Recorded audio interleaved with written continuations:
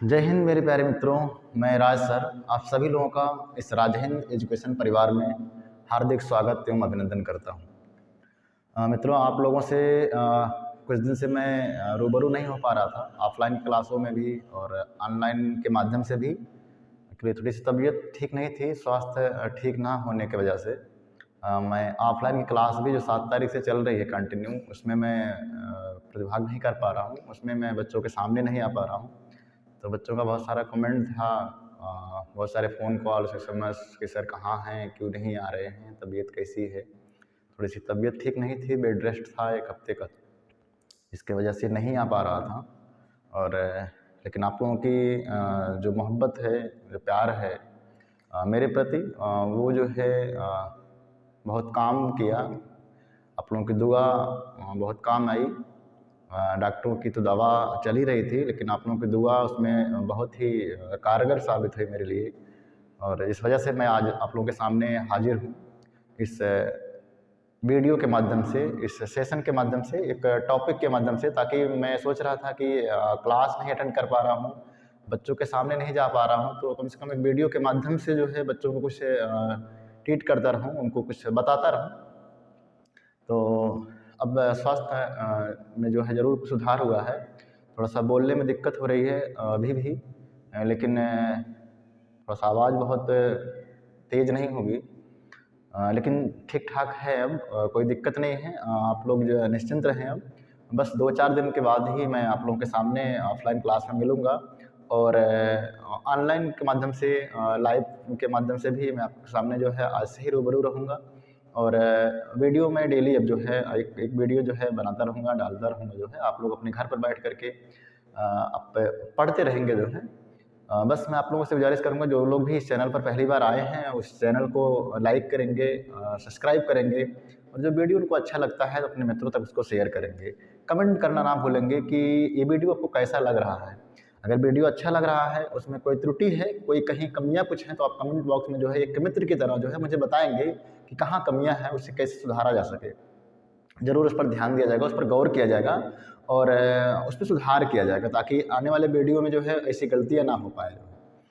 तो बस आप लोगों की दुआ काम आई। और हम अब पूरी तरीके से तो नहीं कह सकते स्वस्थ हैं, लेकिन अभी फ़िलहाल ठीक हैं। पढ़ने पढ़ाने में कोई दिक्कत नहीं होगी। जो है 2-4 दिन में सारी चीज़ें ठीक ठाक हो जाएंगी, कोई दिक्कत नहीं है। आइए हम लोग जो है आज एक नए टॉपिक की तरफ चलेंगे। हम लोग शब्द पढ़ रहे थे, शब्द का जो हमारा लास्ट वाला पड़ाव है, जो चौथा भाग था, आज हम लोग उसको पढ़ेंगे। उसको पढ़ने से पहले जो आप लोगों की दुआ काम आई, बस 2 लाइन के माध्यम से मैं गुनगुना दूं आप लोगों को। हम अपने गीत गजलों से उसे पैगाम करता हूँ। हम अपने गीत गजलों से उसे पैगाम करता हूँ। उसी की दी हुई दौलत उसी के नाम करता हूँ। हवा का काम है चलना, दिए का काम है जलना। हवा का काम है चलना, दिए का काम है जलना। वो अपना काम करती है, मैं अपना काम करता हूँ। वो अपना काम करती है, मैं अपना काम करता हूँ। तो आइए मित्रों, जो भी कुछ दिक्कतें थी जो है वो उसको करने दीजिए। बाकी तो हम लोग, आप लोग मिल करके जो है पढ़ाई का काम जो है रोकेंगे नहीं, हम लोग पढ़ेंगे। तो आइए हम लोग जो है आज पढ़ेंगे जो है शब्द का जो चौथा वाला पड़ाव है, शब्द का जो चौथा वाला भाग है, वो है प्रयोग के आधार पर शब्द के भेद। वो कौन सा है? जो चौथा वाला पड़ाव है वो है प्रयोग के आधार पर, प्रयोग के आधार पर शब्द के भेद। प्रयोग के आधार पर शब्द के भेद हैं। और प्रयोग के आधार पर शब्द के भेद अगर देखा जाए तो मुख्य रूप से केवल 2 प्रकार के होते हैं। कितने? 2 प्रकार के होते हैं। वो 2 कौन होते हैं? वो 2 ये होते हैं, पहला और दूसरा। पहला जो भाग होता है उसे कहते हैं हम लोग, उसे कहते हैं विकारी शब्द। उसे कहते हैं हम लोग विकारी शब्द। और जो दूसरा वाला भाग है उसे कहते हैं हम लोग अविकारी शब्द। अविकारी शब्द ये हमारा दूसरा भाग है और ये हमारा पहला भाग है। इसको मात्र दो भागों में बांटा गया पहले, विकारी और अविकारी में। अब देखेंगे विकारी में कितने भेद होते हैं और अविकारी में कितने होते हैं। तो विकारी का मतलब ये होता है, देखिए, कि ऐसा शब्द जिसको हम कुछ उसमें विकार उत्पन्न कर सकें, जिसमें कुछ परिवर्तन कर सकें। परिवर्तन कैसे करेंगे हम? लिंग, वचन और पुरुष कर्ता के आधार पर, कारक के आधार पर हम इसमें परिवर्तन कर सकते हैं। लेकिन इसमें लिंग, वचन, कारक का अगर हम प्रभाव डालेंगे तो कोई फर्क नहीं पड़ेगा। ये दोनों में अंतर होता है। तो ऐसे कितने प्रकार के शब्द होते हैं जिनमें हम लिंग, वचन, कारक का प्रभाव डालते हैं, उसमें परिवर्तन हो जाता, वो इसके अंतर्गत आएंगे। जिसमें लिंग, वचन, कारक का प्रभाव डाला जाए लेकिन इसके बाद भी उन शब्दों पर कोई फर्क नहीं पड़े, उसे कहते हैं अविकारी शब्द। आइए देखते हैं सबसे पहले विकारी में कौन कौन लोग होते हैं। तो विकारी में जो पहला वाला होता है वो होता है संज्ञा। वो कौन है? वो संज्ञा है। दूसरा जो हमारा है वो है सर्वनाम। वो क्या है? वो सर्वनाम है। तीसरा जो हमारा है वो है हमारा क्रिया है। और चौथा वाला जो भाग है वो हमारा है विशेषण। कौन सा? विशेषण। देखिए ये चार हमारे होते हैं, संज्ञा, सर्वनाम, क्रिया और विशेषण। ये चार जो होते हैं ना, ये विकारी शब्द के भेद होते हैं। इसमें लिंग, वचन, कारक का प्रभाव डाला जाएगा तो इसमें परिवर्तन हो जाएगा। और यहाँ जब देखेंगे हम तो इसमें जो चार भेद होते हैं हमारे, यानी देखा जाए पहला जो है वो है क्रिया विशेषण। वो क्या है? क्रिया विशेषण। दूसरा जो हमारा है वो है संबंध बोधक। तीसरा जो हमारा होता है वो होता है समुच्चय बोधक। समुच्चय बोधक। और जो चौथा है वो है विस्मयादि बोधक।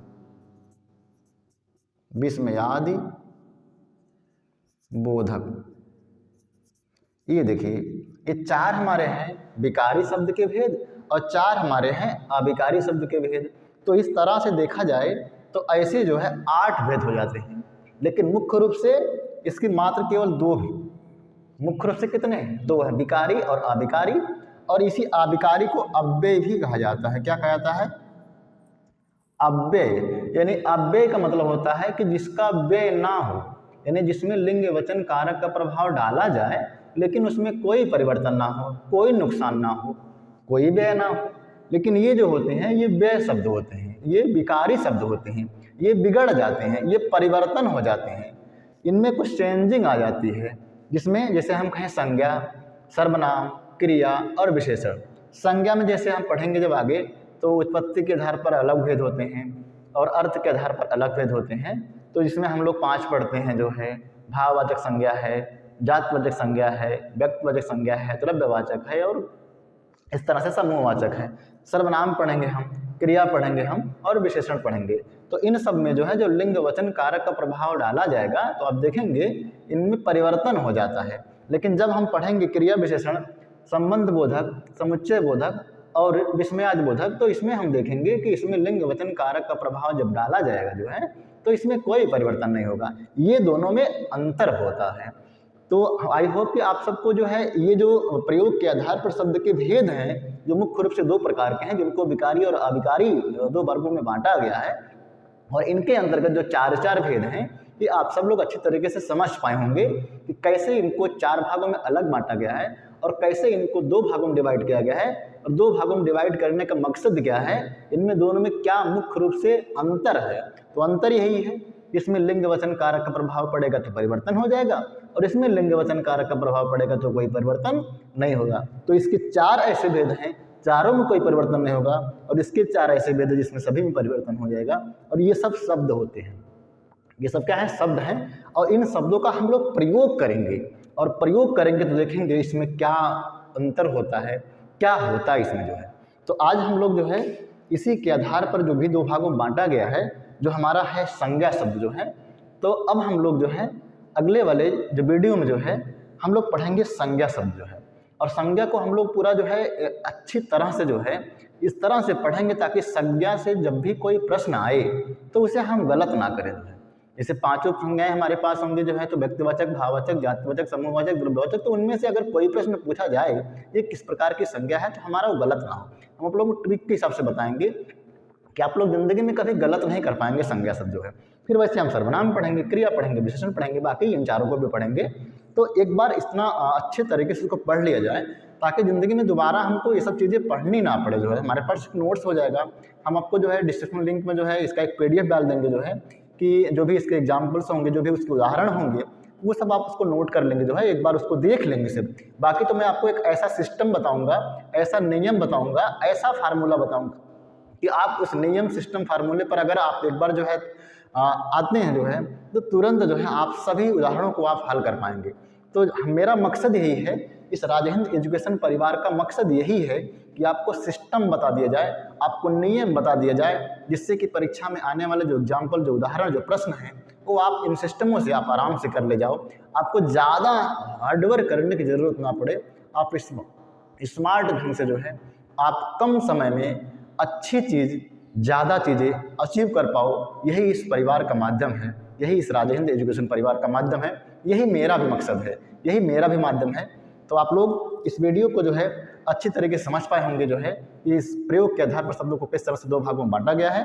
आप लोग देखा, आप लोगों ने इसके एक स्क्रीनशॉट ले लीजिए, जिससे जो है आपको जो है फिगर बनाने में आसानी होगी जो है, और आगे कभी किसी क्लास में जो है कोई दिक्कत आपसे ना होगी। तो बस आज के लिए बस इतना ही। जय हिंद।